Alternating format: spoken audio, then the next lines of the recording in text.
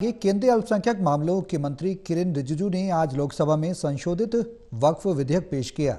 इस दौरान किरेन रिजिजू ने बिल के पक्ष में जोरदार दलीलें दी। वक्फ बिल को उम्मीद का बिल बताते हुए उन्होंने विपक्ष पर जोरदार हमला बोला।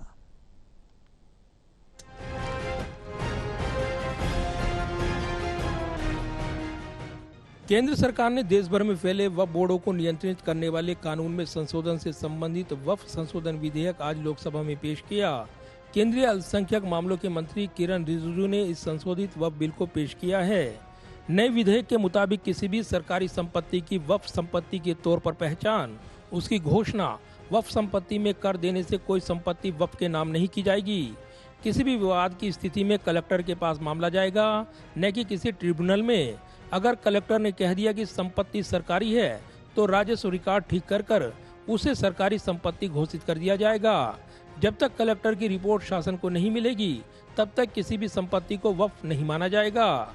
सदन में बिल पेश करते हुए केंद्रीय मंत्री किरेन रिजिजू ने आरोप लगाया कि साल 2013 में मनमोहन सिंह की सरकार ने वक्फ कानून में संशोधन करके वक्फ बोर्ड को असीमित अधिकारों से नवाजा था। इस कानून के अनुसार वक्फ बोर्ड किसी भी संपत्ति को अपनी घोषित कर दावा कर सकता है और उस पर कब्जा कर सकता है। इसके खिलाफ कानूनी मदद पाना काफी मुश्किल भरा था। वक्फ संशोधन बिल 2025 आज लोकसभा में पेश किया जाएगा और मैं इतना साफ साफ कहना चाहता हूं कि देश हित में जो बिल ला रहे हैं ये करोड़ों मुसलमानों ही नहीं बल्कि पूरा देश समर्थन करेगा। और देश हित में कोई भी काम हो और गरीब मुसलमानों के लिए, महिलाओं के लिए, बच्चों के लिए जो भी जरूरत काम है उससे हम पीछे नहीं हट रहे हैं। और जो लोग विरोध कर रहे हैं वो राजनीतिक कारण से विरोध कर रहे हैं। बाकी तर्क मैं सदन में रखूंगा और मैं ये भी चाहता हूं कि अगर कोई विरोध करता है तो तर्क पे विरोध करे और एक एक तर्क, एक एक सेक्शन का, एक एक क्लोज का हम जवाब देंगे, क्योंकि जब हम इस तरह का बिल लेके आ रहे हैं। केंद्र सरकार द्वारा प्रस्तावित नए वक्फ विधेयक में वक्फ बोर्ड को अपनी संपत्ति जिला मजिस्ट्रेट के दफ्तर में जाकर पंजीकृत करानी होगी। कलेक्टर उक्त संपत्ति का मूल्यांकन करेंगे, उस पर लगने वाले राजस्व की जांच होगी। वक्फ बोर्ड के स्वरूप में भी बदलाव किया जाएगा। इसमें महिलाओं की भागीदारी होगी। राज्यों के वक्फ बोर्ड में महिला सदस्यों को रखे जाने का प्रावधान नए कानून में है। हर राज्य के वक्फ बोर्ड में 2 और केंद्रीय वक्फ परिषद में 2 महिलाओं को शामिल किया जाएगा।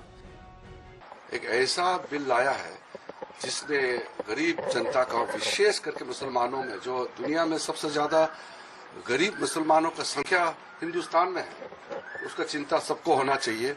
और ये चिंता नरेंद्र मोदी जी ने किया है, हमारा सरकार ने किया है। और साथ साथ जो वक्फ बोर्ड ने कई सदियों तो कई सालों तक जो मिसयूज किया है, अधिकार को गलत तरीके से इस्तेमाल किया है और गरीबों का जायदाद लूटा है, उसमें भी रोकने का काम हम कर रहे हैं। देश हित में है और हम पुनः सब पॉलिटिकल पार्टी को अपील करते हैं कि देश हित में सब बिल को सपोर्ट करना चाहिए। अगर विरोध करते हैं तो तर्क रख के विरोध करें, ऐसे झूठे बातें करके विरोध ना करें। अभी तक महिलाएं वक्फ बोर्ड और काउंसिल की सदस्य नहीं थी। जहां पर वक्फ बोर्ड नहीं है वहां कोई फरियाद लेकर ट्रिब्यूनल में जा सकता है और वहां से न्याय न मिलने पर उच्च न्यायालय जा सकता है। नए कानून के अनुसार वक्फ के पास मौजूद संपत्तियों को सत्यापन और संशोधन होगा। किसी भी संपत्ति पर वक्फ के दावे को सही नहीं माना जाएगा। संपत्ति पर मालिकाना हक की व्यवस्था को पूर्णतः पारदर्शी बनाया जा रहा है, जो अभी तक नहीं थी। वहीं केंद्रीय मंत्री किरेन रिजिजू ने कहा है कि नया वक्फ संशोधन विधेयक वक्फ संपत्तियों के प्रबंधन और पारदर्शिता को बढ़ाने वाला है। वक्फ सरकार के प्रति जवाबदेह होगा। केंद्रीय मंत्री रिजिजू ने कहा है कि मोदी सरकार द्वारा प्रस्तुत ये विधेयक समाज कल्याण और मुस्लिम महिलाओं के बराबरी के अधिकार को प्रतिष्ठा प्रदान करने वाला है। नया वक्फ कानून लोगों में विश्वास पैदा करेगा और बड़ी संख्या में लोगों के उलझे हुए मुद्दों को सुलझाने में सफल होगा। कैमरामैन विदर्भ के साथ प्रदीप कुमार, टोटल न्यूज, दिल्ली।